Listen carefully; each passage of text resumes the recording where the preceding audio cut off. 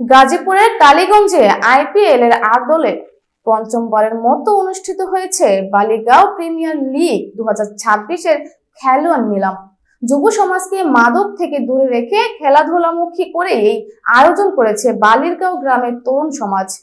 কালীগঞ্জ প্রতিনিধি মোহাম্মদ শাহনিয়াজ জানান, বৃহস্পতিবার রাত 9টায় আয়োজিত নিলামে কালীগঞ্জ উপজেলার 10টি ক্লাব অংশ নেয়। এবারের আসরে প্রতিটি দলের বাজেট ছিল সর্বোচ্চ 1 কোটি টাকা, যার মধ্যে 14 জন খেলোয়াড় দলে ভেড়াতেও হয়েছে। নিলামে সর্বোচ্চ 38 লাখ টাকায় অলরাউন্ডার মেয়াদকে দলে নেয় অ্যাটাক টাইটান্স।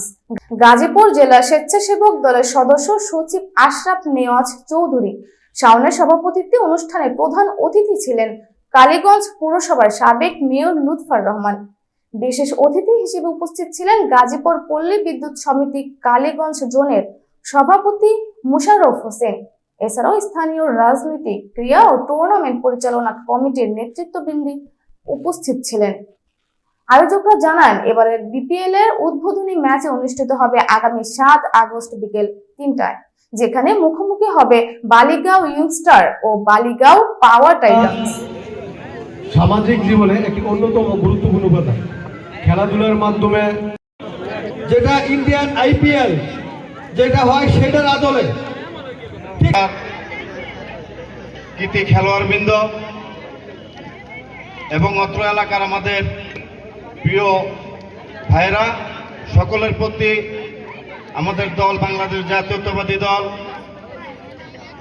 আমাদের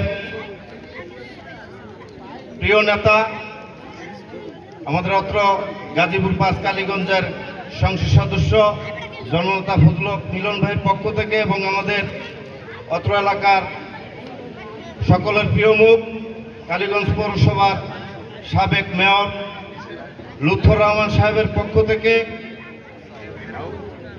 সবাইকে অনেক অনেক শুভেচ্ছা এবং অভিনন্দন।